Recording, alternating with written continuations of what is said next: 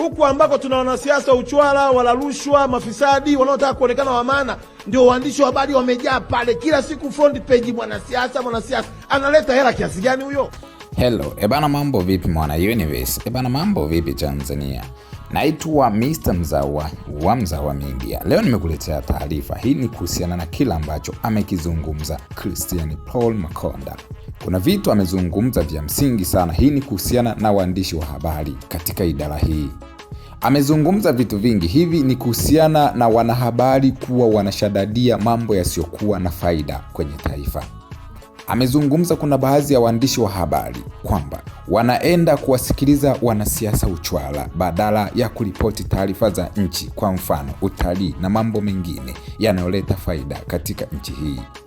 Ameeleza kwamba mwanasiasa uchwala akiwahitaji waandishi wa habari wanajazana, wanaenda na habari zao, wanachukua taarifa wanaweka. Hii ni kwa sababu kuna kitu wanakitafuta, huenda kuna pesa ambao wanaweza kaipata baada ya kazi ile, lakini wanashindwa kufanya kazi ya kuripoti taarifa za nchi, mfano mambo ya utalii, kupresent ili watalii waweze kuja na taifa liweze kupata faida.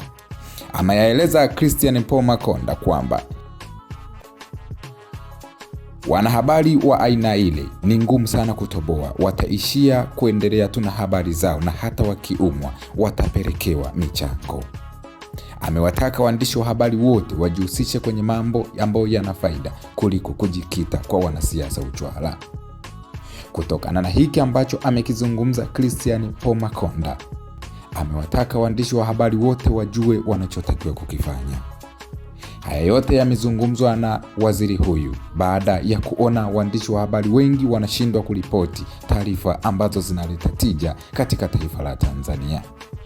Mimi Mr. Mzawa, mwanahabari wako, ambao nimekuwa nikikuletea taarifa mbalimbali zenye tija zinazokuwa zina trendi hapa nchini Tanzania na nje ya Tanzania.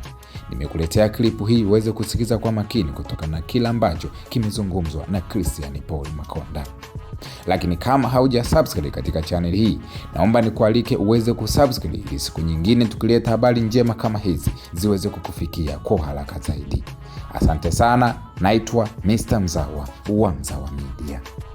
Huku ambako tuna wanasiasa uchwala, wala rushwa, mafisadi, wanaotaka kuonekana wa maana, ndio waandishi wa habari wamejaa pale. Kila siku front page, mwanasiasa analeta hela kiasi gani huyo? Lakini tuulizane, wanahabari wangapi wanaoripoti habari za utalii? Alafu twende tuangalie wanahabari wangapi wanaripoti habari za siasa.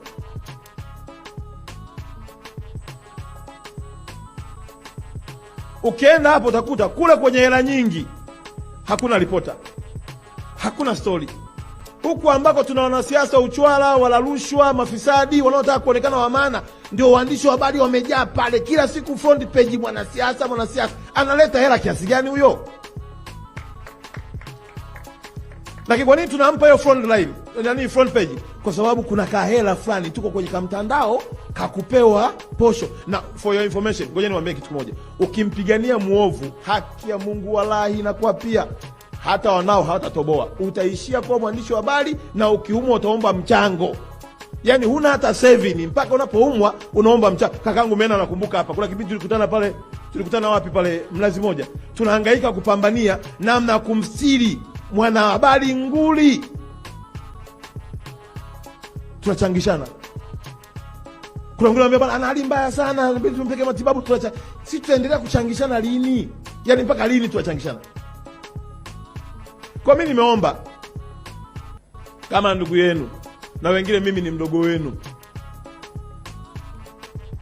tuachane na kasumba ya kuwabeba watu wa hovyo, wala rushwa, wazembe, kwa sababu tu wana hela ya kutupa, alafu tukaliangamiza ile taifa.